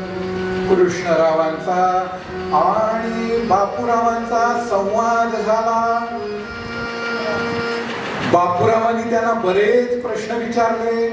कृष्णरावांनी तितक्याच शांतपणे प्रत्येक प्रश्नाचं चपखल असं उत्तर दिलं. परिणाम असा झाला की माझ्या मुलाला मी प्रचारक म्हणून बिलकुल पाठवणार नाही असं म्हणणारे वडील, त्यांनी प्रचारक म्हणून जाण्यासाठी दत्तोपंतांना परवानगी दिली. पुंडलिक वरदा हरी विठ्ठल. श्री ज्ञानदेव तुकाराम पंढरीनाथ महाराज की जय. चाळीस कॉलेजमध्ये प्रवेश घेऊन तिथे त्यांचं काम हे चाललेलंच होतं. आणि हे काम चाललेलं असताना सुद्धा एकीकडे अभ्यास आणि इतर अवांतर वाचन हे सुद्धा त्यांचं चाललेलंच होतं. डॉक्टरांचा गुरुजींचा सहवास हा लाभल्यामुळे अजूनही त्यांच्या मनामध्ये काम करताना एक जो नम्रतेचा भाव होता, तो नम्रतेचा भाव त्यांच्या मनात सदोदित असे. मी कुणीतरी वेगळा नाही, नका देऊ हो मला देव, पण तुमच्यातील मी माझा कण कण. नका देऊ हो मला देव, पण तुमच्यात आणि माझ्यात काही फरक नाही. हे तत्व त्यांच्यात इतकं भिनलेलं होतं की साहजिकच आहे ते त्यांना भाषणासाठी सगळीकडे बोलावलं जायचं. आणि एकदा कार्यक्रमामध्ये मैदानामध्ये कार्यक्रम होता आणि त्या मैदानामधली स्थिती अशी होती की ऊन रणरणत होतं. त्या रणरणत्या उन्हामध्ये यांना भाषणासाठी बोलावलेलं होतं आणि म्हणून एक छोटासा असं मंडप टाकलेला होता की त्या मंडपाच्या सावलीत हे उभं राहून भाषण करतील आणि बाकीची सगळी मात्र तिथे उन्हामध्ये उभं राहून भाषण ऐकतील. दत्तोपंत तिकडे आले आणि त्यांनी ते सगळं बघितलं. मैदानावरती ऊन रणरण, मैदानावरती ऊन रणरण,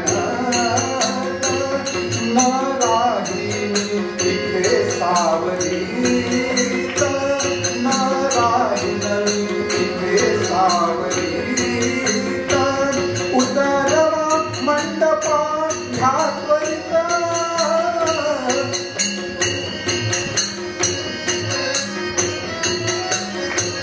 उतरवा मंडपा ह्या त्वरित, उभा मी सर्वांसह उधात, उभा मी सर्वांसह उधात. दत्तोपंतांनी सांगितलं सगळी जण उन्हात उभे राहून माझं भाषण ऐकणार आणि माझ्या डोक्यावर मात्र छत्री किंवा माझ्या डोक्यावर मात्र छत. त्यांनी ते छत काढायला होतं. काही नाही, ताडपत्री ती काढून घ्या, काही नाही, नुसतं असं तात्पुरतं उभारलेलं होतं. सगळे उन्हात उभे आहेत तर मी देखील उन्हात उभा राहीन. आणि बरं का मंडळींना माझ्यासाठी चहा आणू नका मी सांगितलं तर तेच सांगितलं की कीर्तनातून हे सांगायचं आणि तुम्हाला सगळ्यांना चहा न देता मी मात्र चहा प्यायचा. पुंडलिक वरदा हरी विठ्ठल, पण आवर्जून सांगितलं साथीदारांना मात्र द्या. पुंडलिक वरदा हरी विठ्ठल म्हणजे काय की बोले तैसा चाले असं इतर वेळी नसलं तरी कीर्तनात करायला काय हरकत आहे. पुंडलिक वरदा हरी विठ्ठल. दत्तोपंतांनी निक्षून सांगितलं सगळे उन्हात उभे राहणारे असतील तर मी सुद्धा उन्हात उभं राहूनच माझं जे काही प्रबोधन करायचंय, मला जे काही सांगायचंय ते सांगेन. इतका तऱ्हेचा नम्र भाव त्यांच्यामध्ये होता. मगाशी परिचय करून देताना स्वातीताईने आपल्या सगळ्यांना सांगितलं की केवढी मोठी संधी होती. प्रत्यक्ष राष्ट्रपतींनी नाव जाहीर केलेलं होतं की तुम्हाला पद्मभूषण ही पदवी आम्ही देणार आहोत.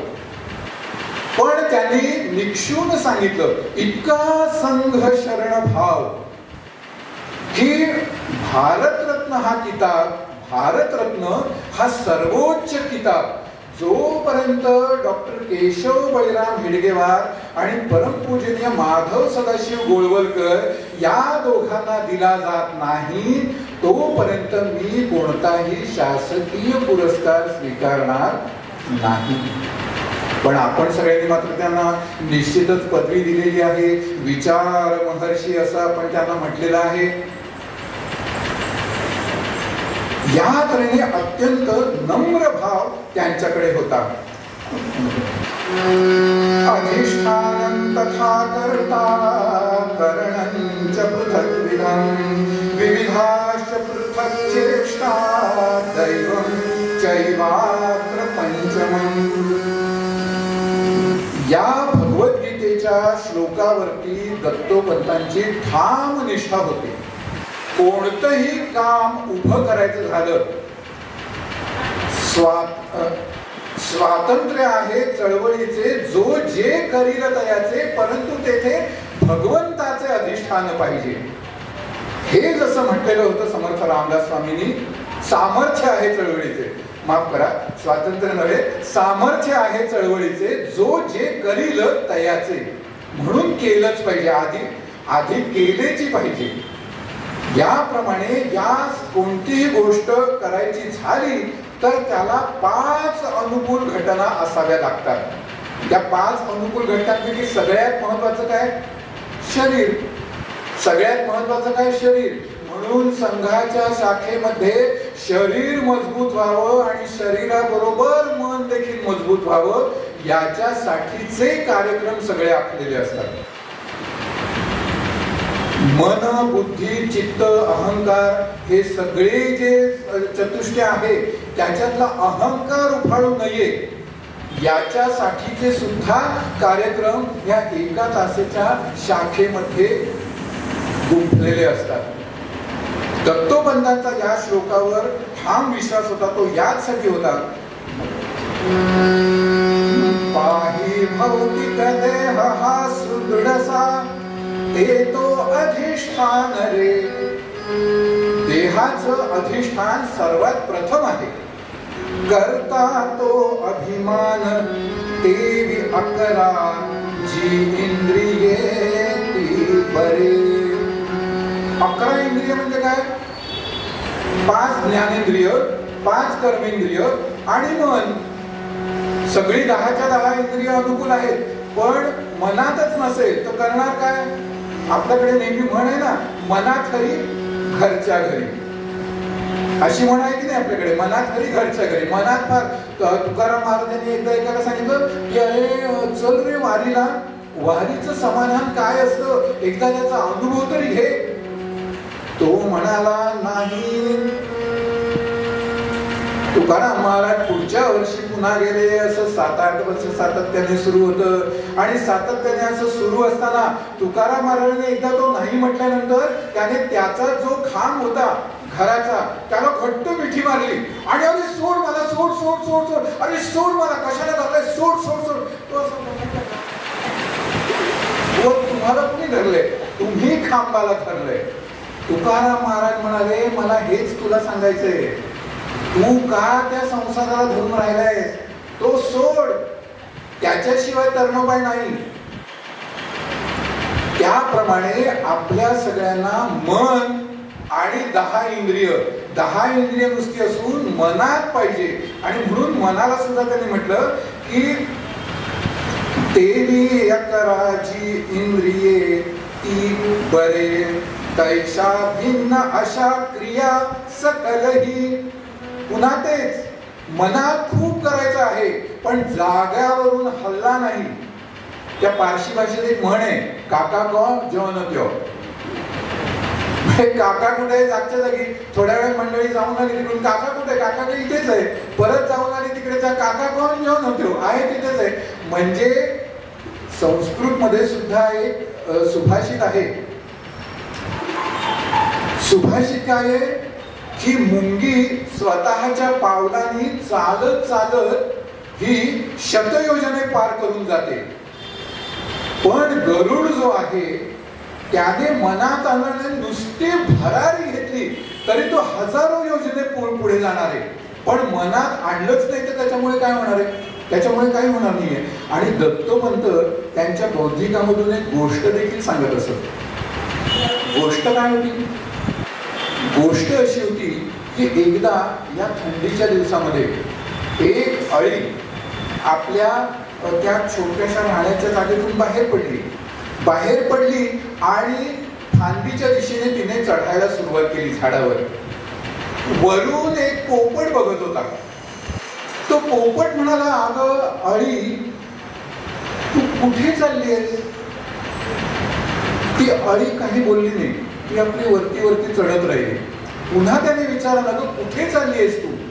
तरी काही बोलली नाही, तरी ती वळत. शेवटी पोपट म्हणाला, अगं तू बोलणारच की नाही? थांब बाबा, मला चढता चढता काम करायचं, दम लागेल ना, तुझ्याशी बोलत थांबायचं तर तेवढा वेळ नाही का जाणार माझा? बर बर बर, मग जेव्हा तू दम खाशील तेव्हा मला सांग कुठे चाललीस आणि काय चाललीस. मग जेव्हा तिने दम खाण्यासाठी थोडी विश्रांती घ्यायचं ठरवलं तेव्हा ती बोलली की अरे पोपटा, मी आहे ना ती आंबा खाण्यासाठी चाललेली आहे. पोपट म्हणाला, अगं आत्ताचा ऋतू काय आहे, काय चाललाय, कोणता महिना चाललाय, सप्टेंबर महिन्याची आज तारीख कोणती आहे, 25 तारीख आहे. आता आंबा हा शब्द सुद्धा तोंडातून काढायचा नाहीये, कारण झाडाला अजून मोहर देखील आले नाहीये. आणि तू आंबा खायला कुठे चाललीस, काय भेसटलीस की काय. आणि मग तरी सुद्धा काही न बोलता ती चालत राहिली. आणि मनात नंतर मग त्या पोपटाला उद्देशून म्हणाले की अरे, काम करत राहणं हे माझं काम आहे, माझी गती काय आहे ही मला माहित आहे.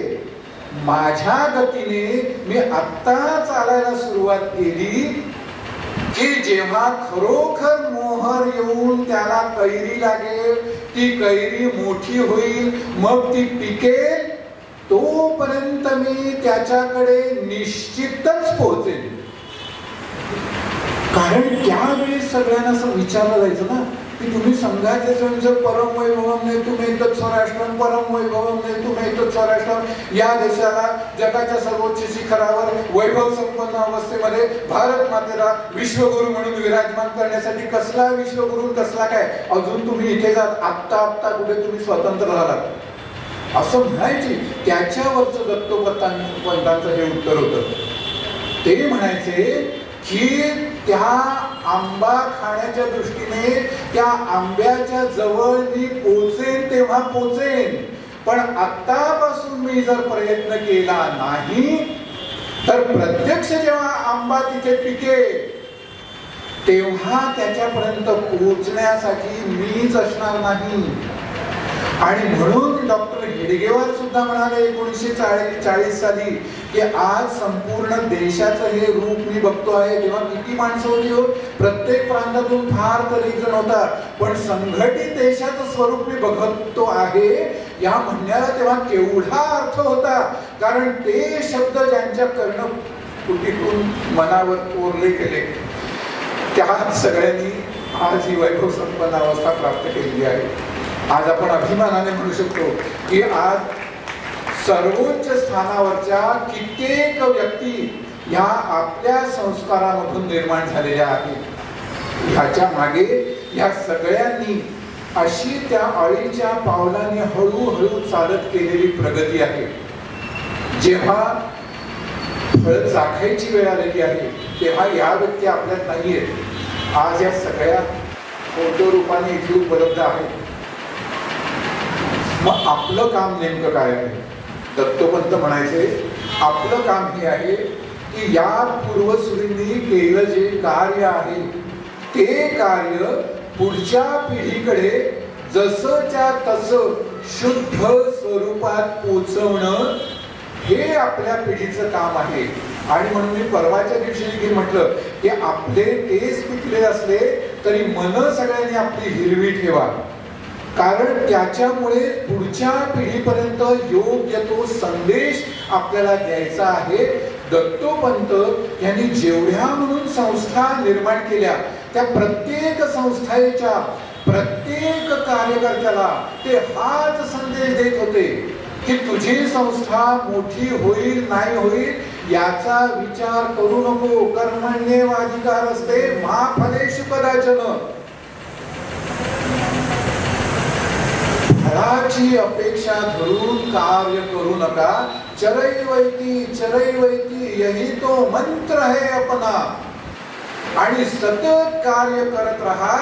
या कार्यातूनच. मग एकदा पत्रकार मंडळी त्यांच्याकडे आली. पत्रकारांनी त्यांना विचारलं का तुम्ही एवढं सगळं म्हणताय, एवढी तुमची ध्येय साधने सगळं तुम्ही एवढं काय, तुमच्या कार्याचा आधार काय आहे? कार्याचा आधार काय हा प्रश्न दत्तोपंतांना त्यावेळेस राजगोपालाचार्य यांनी विचारलेला होता.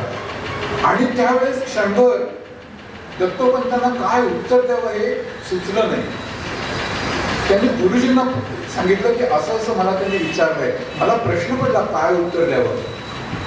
तत्क्षणी गुरुजी तात्काळ म्हणाले, अरे तुझ्यासारख्याला असा प्रश्न पडावा हे उचित नाही. शुद्ध सात्विक प्रेम अपने कार्य का आधार है. शुद्ध सात्विक प्रेम अपने कार्य का आधार है. कार्य का आधार है. कार्य का आधार है. या शुद्ध सात्विक प्रेमाच्या जोरावरती दत्तोपंतांनी भारतीय मजदूर संघाची स्थापना करण्याचं ठरवलं. त्यावेळेचे पुढारी होते, त्यांना भेटण्यासाठी गुरुजींनी त्यावेळेस दत्तोपंतांना अखिल भारतीय विद्यार्थी परिषदेचं काम करायला सांगितलेलं होतं. 1949 सालची गोष्ट. ते विद्यार्थी परिषदेचं काम करायला सांगितलेलं असताना एका पुढाऱ्यांना बोलावण्यासाठी म्हणून दत्तोपंत त्यांच्याकडे गेलेले होते. अर्थात विद्यार्थी परिषदेचं काम होतं. त्या पुढाऱ्यांनी विचारलं की काय कशासाठी सांगितलं असेल. विद्यार्थी परिषद असं आहे, विद्यार्थ्यांना सक्षम करण्यासाठी, विद्यार्थी म्हणून त्यांना घडवण्यासाठी अशासाठी अखिल भारतीय विद्यार्थी परिषदेची स्थापना झालेली आहे. त्याचा असा असा कार्यक्रम आहे. त्या कार्यक्रमाला तुम्ही यावं अशी तुम्हाला विनंती करण्यासाठी मी आलेलो आहे. त्यांनी दत्तोपंतांचं सगळं ऐकून घेतलं आणि ते एकदम उसळले आणि म्हणाले, अरे तुम्हाला काही समजतंय का या देशामध्ये चाललंय काय? या देशातल्या सगळ्या कामगारांच्या संघटना कम्युनिस्टांनी गिळून टाकलेल्या आहेत आणि त्यांचा तो चुकीचा विचार ते सगळ्यांच्यात आपल्यात रुजवत आहेत आणि तुम्ही हे काय करताय? तुम्ही या माझ्या बरोबर या आणि आपण ही कामगारांची संघटना सुरू करू. दत्तोपंतांना प्रश्न पडला, आता यांना उत्तर काय द्यायचं? पण तिथल्या तिथे त्यांनी वेळ मारून नेली असं न म्हणता त्या क्षणी त्यांना जे सुचलं ते योग्य उत्तर दिलं आणि ते पुन्हा परमपूजनीय श्री गुरुजींकडे आले आणि श्री गुरुजींना त्यांनी विचारलं की काय काय म्हणायचं, यांना उत्तर काय द्यायचं. आणि त्यावेळी श्री गुरुजींनी देखील होकार दिला आणि मग पुन्हा योग्य तऱ्हेने विचार मंथन होऊन भारतीय मजदूर संघाची स्थापना झाली. मग मजदूर संघाची स्थापना झाल्यानंतर तो वेळपर्यंतच्या सगळ्या कामगार संघटना म्हणत काय होत्या? जगातल्या कामगारांनो एक व्हा. सगळ्या काय म्हणत होत्या? जगातल्या कामगारांनो एक व्हा. आणि भारतीय मजदूर संघाचं वैशिष्ट्य काय होतं? भारतीय मजदूर संघाने काय सांगितलं सगळ्या कामगारांना? कामगारांनो जग एक करा. काय विचारातच एकदम फरक पडला सगळ्यांच्या, विचार सरणीतच फरक पडला. आपल्या सुद्धा सगळ्यांच्या लक्षात येईल का आपण म्हणतो की इंग्लिश मीडियम मधनं शिक्षण नको. कारण इंग्लिश मीडियम मधून शिक्षण घेतल्यानंतर निर्माण होणारी जी पिढी आहे, परवाच्या दिवशी मी उदाहरण दिलं की दिस इज माय मदर म्हणून म्हटल्यानंतर त्या मदरचं जे काही चित्र असतं ते तो रोज बघतच नसतो आणि त्या मुलीला सुद्धा पुढे मदर झाल्यानंतर असंच कपडे घालायचे असतात असं वाटतं आणि मग ती तशाच कपड्यांमध्ये गरबा खेळायला पण जाते आणि आपल्याला पण त्याचं काही वेगळं वाटत नाही. आणि मग त्याच्यानंतर मग वर्तमानपत्रांना बातम्या आल्यानंतर आपल्याला काहीतरी चुकलंय असं वाटतं. याचं कारण काय? विचार करण्याची प्रवृत्ती. विचार आपण योग्य तऱ्हेने करायचे असतील तर त्याला अनुसरून शिक्षण क्षेत्रात देखील आपण पाय रोवले पाहिजे. मजदूरांच्यातलं शिक्षण जे आहे ते त्यांना त्यांच्यातला कौशल्याचा विकास केला पाहिजे अशा तऱ्हेने त्यांनी करायचं ठरवलेलं होतं. किती आपल्या ध्येयाशी ही माणसं एकरूप होती. ध्येय पूर्ण है अवघे जीवन मातृभूमीच्या पदकमलावर. आणि हे सगळं होत असताना मनामध्ये कुठेही मी मोठा शहाणा हा भाव नाही.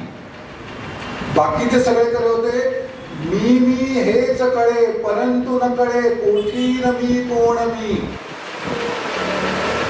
मी अमुक मी तमुक मी असा मी तसा. पण मी म्हणजे नेमकं कोण? मी हेच कळे परंतु न कळे कोठी न मी कोण आहे मी. या देशाचा घटक आहे म्हणजे काय आहे? कोणता हा देश आहे, हे राष्ट्र आपलं आहे, या राष्ट्राची विपन्न अवस्था आहे, त्याला संपन्न अवस्थेला आपण सगळ्यांनी प्राप्त करून दिली पाहिजे. त्याच्यासाठी नेमकं काय करायला पाहिजे? संघटना कशासाठी? संघटना म्हणजे काय? कितीतरी प्रश्नांची उत्तरं या सगळ्या कामगारांच्या प्रश्नांना दत्तोपंत सहजतेने देत असत. विचार अत्युच्च, वागणी साधी, सरळ आणि सोपी. सहज ते कुणाही कामगाराच्या जवळ जात, त्याच्याकडची भाजी पोळी खात असत, त्याच्या खांद्यावर हात ठेवत असत, त्याला पाठीवरून शाबासकी देत असत. म्हणजे कामगारांना सुद्धा दत्तोपंत हा कुणीतरी मोठा पुढारी वगैरे आहे असं वाटत नसेल. आपल्या घरातली आजोबा किंवा एखादी बुजुर्ग व्यक्ती जशी असावी, तिचं मार्गदर्शन घ्यावं, तितक्या सहजतेने ते वागत असत. 1962 साली चीनने जेव्हा आपल्या देशावरती आक्रमण केलं, ते आक्रमण केल्यानंतर त्यावेळच्या सगळ्या कामगार संघटनांनी देशद्रोही वृत्ती दाखवलेली होती. या सगळ्या कामगार संघटनांनी केलं काय, तर उद्योग जगतामध्ये संप केला. उद्योगकरण म्हणजे कामगारांनी उद्योग क्षेत्रामध्ये संप केला. पण भारतीय मजदूर संघाने पुढे आपलं काम वाढवलं आणि 1965 साली, परवा मी 1965च्या युद्धाची 60 वर्ष पूर्ण झाले परवाच्या दिवशी ती गोष्ट सांगितली सगळ्यांना. त्या काळामध्ये दत्तोपंतांनी काय केलं, सगळ्या आपल्या मजदूरांना सांगितलं, उद्योग क्षेत्रातले विशेषतः जे मजदूर होते त्यांनी त्यावेळेस दुप्पट काम करायला सांगितलं. आणि उद्योग जगाची भरभराट झाली, आणि उद्योग जगाची भरभराट झाली साहजिकच आहे. त्यामुळे उद्योग जगताने लागणारी जी काही सामुग्री होती ती संरक्षण क्षेत्रातली सामुग्री होती, आणि त्यामुळे सैनिकांना कुठेही मागे वळून बघावं लागलं नाही. सैनिकांनी अत्यंत तत्परतेने विजय मिळवला. आणि हे भारतीय मजदूर संघाचं एक तऱ्हेचं वैशिष्ट्य ठरलं. साहजिकच आहे, दत्तोपंतांचा सगळ्यांनी तिथे सत्कार केला आणि कित्येक जणांनी घोषणा सुद्धा दिल्या, दत्तोपंत ठेंगडीजी की जय, दत्तोपंत की जय. दत्तोपंतांनी सगळ्यांना ताबडतोब तिथल्या तिथे थांबवलं आणि भारतीय मजदूर संघाच्या घटनेमध्ये तिथल्या तिथे सगळ्या त्या भारतीय मजदूर संघांच्या धुरीणांना बदल करायला लावला. आणि त्या घटनेतच असं म्हटलं गेलं की याच्या पुढे कोणत्याही व्यक्तीचा उल्लेख केला जाणार नाही, कोणत्याही एकाच व्यक्तीचा उदो केलेला चालणार नाही. मात्र सगळ्यांनी काय म्हटलं पाहिजे, भारत माता की वंदे वंदे. किती छोटीशी घटना होती, छोटीशी घटना होती. उत्स्फूर्तपणे, कारण कामच तसं केलेलं होतं आणि उत्स्फूर्तपणे साहजिकच त्यांनी हे केलेलं होतं. गुरुजींचं उदाहरण पण मी त्या सांगितलं होतं की गुरुजींना सुद्धा मगाशी सांगितलं तुम्ही, मला वाटतं गुरुजींचं उदाहरण की एक व्यक्ती म्हणाले, अहो तुम्ही औषध पाणी वेळच्या वेळी घेतलं पाहिजे, औषध पाणी तुम्ही वेळच्या वेळी घेतलं नाही तर ह्या देशाचं कसं होईल. आणि गुरुजी चिडले, म्हणाले, अहो तुम्ही काय बोलताय, भारत माता ही बहुप्रसव आहे. मातीमधून जिच्या जन्मल्या नररत्नांच्या खाणी, आता आपण पूर्वपद्यामध्ये सुद्धा म्हटलं, असंख्य नरवीरांच्या ज्योती या सगळ्या या देशातून निर्माण झालेल्या आहेत. तोच भाव गुरुजींकडून दत्तोपंतांच्या देखील उतरलेला होता. त्याच्यानंतरही त्यांच्या पुढे असं लक्षात आलं की शेतकऱ्यांना सुद्धा आपण एकत्र केलं पाहिजे, आणि म्हणून त्यांनी भारतीय किसान संघाची स्थापना केली. आज सगळीकडे पर्यावरण पर्यावरण पर्यावरण म्हणून जगामध्ये काम सुरू झालेलं आहे. पण द्रष्टा असलेल्या दत्तोपंतांनी हा विचार 1990 सालीच उचलून धरला होता, 89 साली, आणि त्यांनी पर्यावरण विचार मंच सुरू केलेला होता. प्रत्यक्ष त्याचं काम नंतर 5-6 वर्षांनी जरी सुरू झालेलं असलं तरी सुद्धा त्यांनी मंत्र त्यावेळेस दिलेला होता पर्यावरणाचा. आणि पर्यावरण म्हणजे काय? पर्यावरणामध्ये आपण या पृथ्वीचं दोहन केलं पाहिजे. पृथ्वीचं शोषण करता उपयोगाचं नाही. गाय जी असते ना, गायीचं जे दूध काढलं जातं त्याला दोहन असं म्हणतात. गायीचं दूध काढण्याआधी वासराला त्या आचळाजवळ जोडलेलं असतं. आचळाचं दूध वासराने प्यायल्यानंतर मग त्याला बाजूला केले जातं आणि मगचं जे दूध असतं ते आपण सगळेजण त्या शेतकरी असतो ते दूध काढतो आणि ते आपल्यापर्यंत पोहोचवतो. आणि म्हणून आपल्या उच्च संस्कृतीचा अजूनही आदर राखणारे वनवासी बांधव आजही गाईचं दूध पीत नाहीत.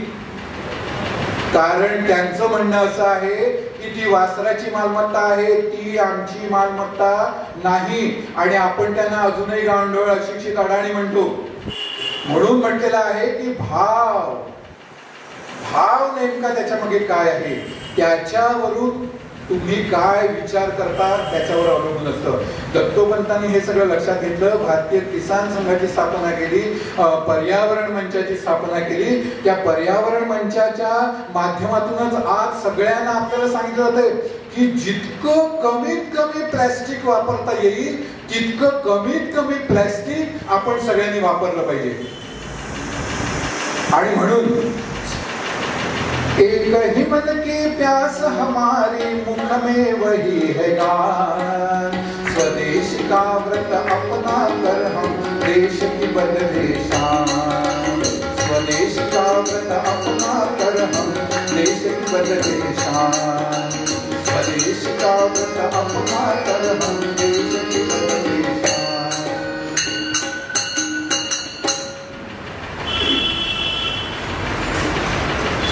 या सगळ्या भारतभूमीमध्ये दोहन केल्याची प्रक्रिया थांबल्यामुळे शोषणाची प्रक्रिया सुरू झाली.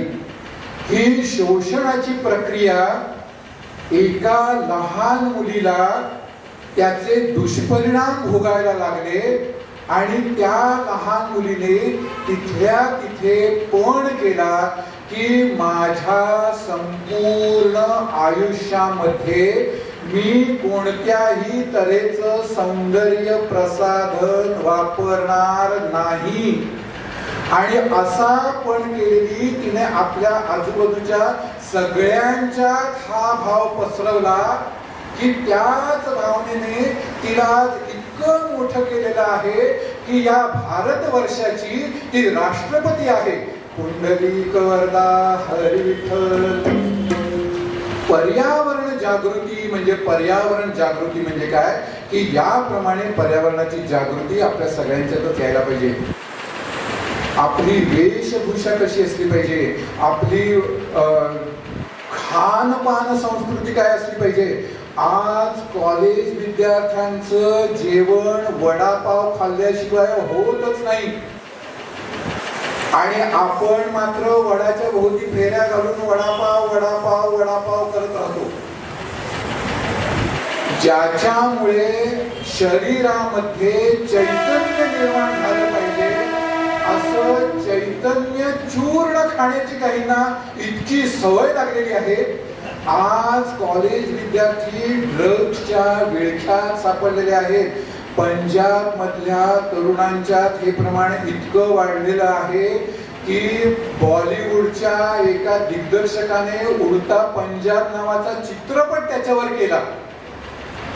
यासाठी सगळ्यांना हेच सांगणं आहे की आपण आपल्या आजूबाजूला का बरं त्या छोट्याशा संध्याकाळच्या घरी जाऊन आपण दिवा लावणार होतो देवापुढे. का बरं दिवा लावायचा? तो दिवा अशासाठी लावायचा आहे की सूर्य आता अस्ताला गेलेला आहे. पण तो दिवा त्याची जी काही क्षमता आहे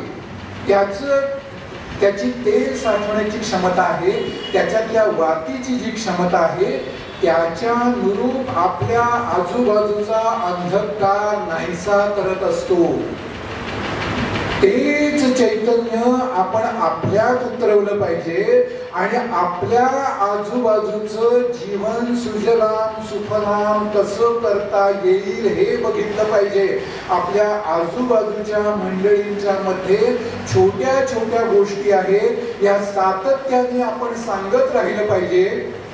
त्या अळीसारखं पुढे काय होईल याचा विचार करू नका, पण आपण मात्र सांगत राहिलं पाहिजे हे मात्र निश्चित. आणि हे सतत सातत्याने सांगत राहिलं पाहिजे आणि त्यातूनच उद्याचा समाज घडणार आहे. ही पुढची पिढी आहे, ती घडवण्याचा सांधा, तो घडवण्याचा मधला दुवा आपण सर्वजण आहोत. दत्तोपंतांचं संपूर्ण चरित्र सांगायचं झालं तर 2, 3, 4 दिवस त्याच्या एकेका पैलूवरती कीर्तन करावं इतकं ते अफाट आहे. असितगिरी समस्या कज्जलम सिंधू पात्रे सुरतरुवर शाखा लेखणी पत्रमूर्वी लिखती यदि गृहीत्वा शारदा सर्वकाले तदपि तव गुणानां ईश पारन्नयाति. राजाधिराज रामचंद्र महाराज की जय, पवन सुत हनुमान की जय. 3-4 कीर्तन जरी केली एकेका पैलूवरती तरी सुद्धा कमी पडेल अशा या प्रत्येकाचं जीवन चरित्र आहे. आणि हे जीवन चरित्र आहे यासाठी या सगळ्यांच्या मनातला भाव जर काय असेल तर तो भाव हाच आहे की भारत देश महान आमुचा, भारत देश महान. आणि याचसाठी पूर्वपद्यामध्ये पदामध्ये म्हटलं आहे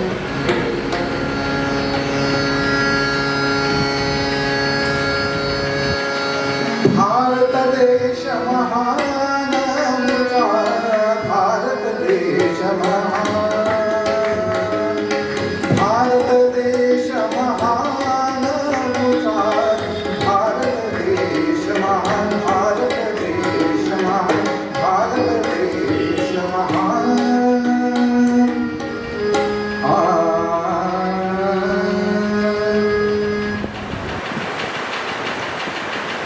परवाच्या सारखं आपण सगळ्यांनी माझ्या मागून एकदा म्हणा,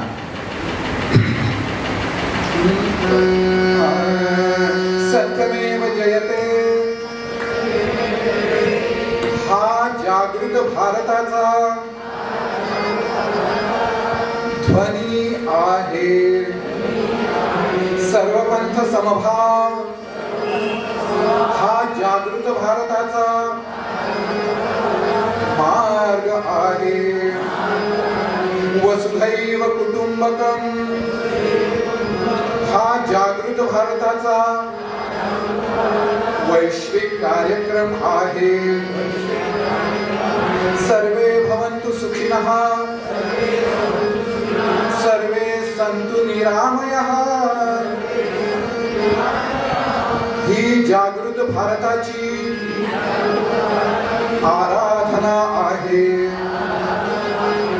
ओम सहनावतु सहनौ भुनक्तु सह वीर्यं करवावहै तेजस्विनावधीतमस्तु मा विद्विषावहै.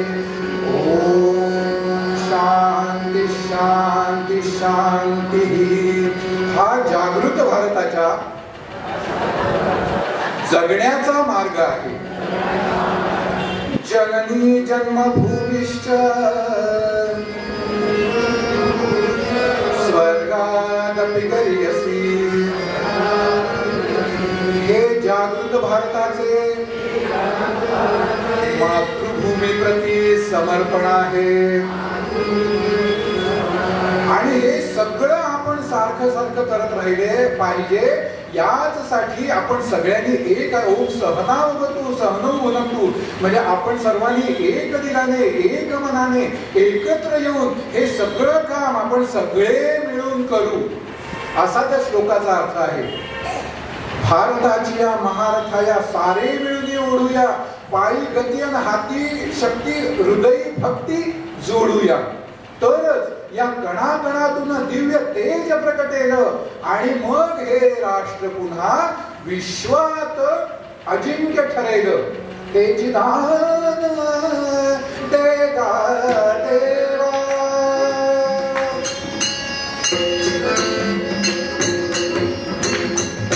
तेची दान देगा देवा. तुझा विसर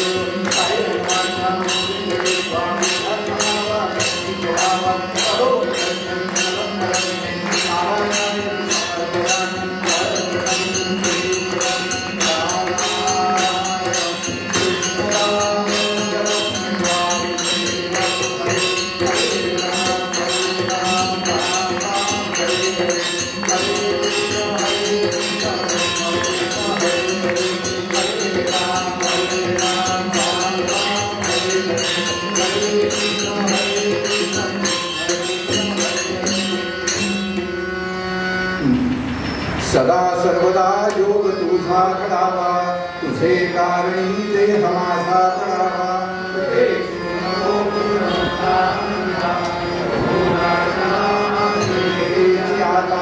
जय जय रघुवीर समर्थ. धर्माच्या करिता आम्हास जगती रामा निभाडी आले. ऐसे जाणून राम भक्ती करिता ऐश्वर्य हे लाभले. आता धर्म सख्या तुझ्या पुढती हा नम्रत्वतेने असे. इच्छा हो जशी मानसी करीतसे, हा देह तुझा असे. राजाधिराज रामचंद्र महाराज की जय. पवन सुत हनुमान की जय. जय जय रघुवीर समर्थ. या दोन संत मंडळींचा मला आज देखील लाभ झाला. ध्वनिवर्धक व्यवस्था अत्यंत उत्तम होती. त्यांच्यामुळे त्यांचा पण मी अत्यंत आभारी आहे. आणि तुमच्या सगळ्यांचे मी ऋण व्यक्त करतो की तुमच्यामुळे आयत्या वेळेस का होईना दत्तोपंतांच्या वरती अभ्यास करण्याची मला संधी लाभली. आपल्या सगळ्यांचा मी अत्यंत ऋणी आहे.